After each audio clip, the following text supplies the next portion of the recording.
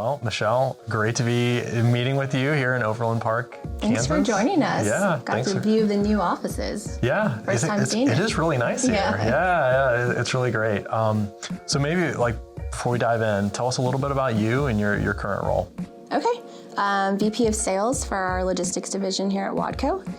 My role, we call it rail logistics and kind of everything else. Special projects, anything that comes our way.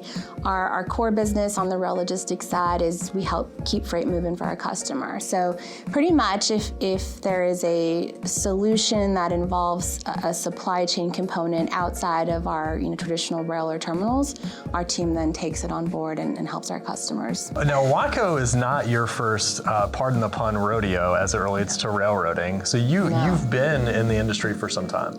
Yeah, about 20 years. I started off as an intern with a Class 1 railroad a long time ago and have done all sorts of things within the rail space. So you talk to a lot of rail shippers across every single week. Yes. What are some of the big things that bring them to want to actually ship rail? Rail offers both from an environmental impact and from a cost savings impact.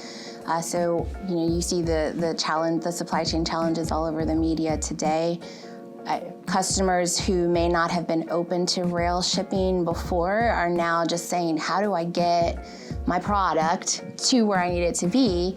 And we come to them with multiple solutions. That's a lot of times rail. And so like I said, enjoy might be a strong word. Necessity is probably the better word, and how we continue to help them optimize their supply chain and continue to be successful so they can grow, and introducing them into a mode of transportation they may not have been familiar with. So, Michelle, the rail industry, historically it's been around for a long time. Yep. And historically it's always adopted innovation at a different pace, at a different pace than other industries. Where do you see the industry going, and what do you think the opportunities are for technology? Well, I think the opportunity is technology. From our perspective, what I'm seeing in the industry, at least, is some digitization efforts. So on our end, it still surprises me. Visibility is kind of number one on customers' wish list, because how are we in 2022, and that's still a need. But from what I see, you can have the best platform as a Class 1, there's 7 Class 1s. So if you're dealing with 7 Class 1s, you're having to learn 7 different systems to figure out where your freight is. The responsibility to be able to pull that together for a shipper to say, hey, I can figure out where my package is, where my rail car is at any given point in time, that's still a pressing need in the industry. So I see everyone trying to attempt to go that way. I think that's a big reason we are working with you guys to solve for that for customers. So tell me a little bit about the partnership with Telegraph and what gets you most excited about that on a day-to-day basis. Oh man. So we've been talking to Telegraph. I feel like it's gone on about a year and a half now. October 27th. Yes, thank you. It has been a year. My first impression of Telegraph on the very first call, when we were looking at what the tool did at the time, we said, hey, what about if we did this, right? And that very first call, you guys said, okay, sure, hold on one second. And you changed it in the middle of our conversation. It just was so quick. And I was sold. So for our team, we see that repeated over and over. You don't really get that from other systems providers, other visibility providers. It's kind of off-the-shelf product. You get what you get, and any improvements costs extra money. So with our relationship here with Telegraph, it's really felt like a partnership the whole time.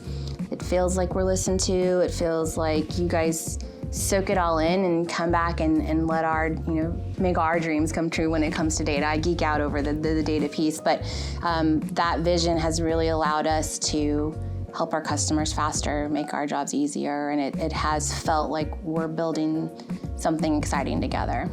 You've spent plenty of time, because your roles previously, you've done a ton of customer-facing activity. You've also been behind the scenes working with operations. So you've seen it from both ends. How much time are we actually saving the operations team here at WATCO?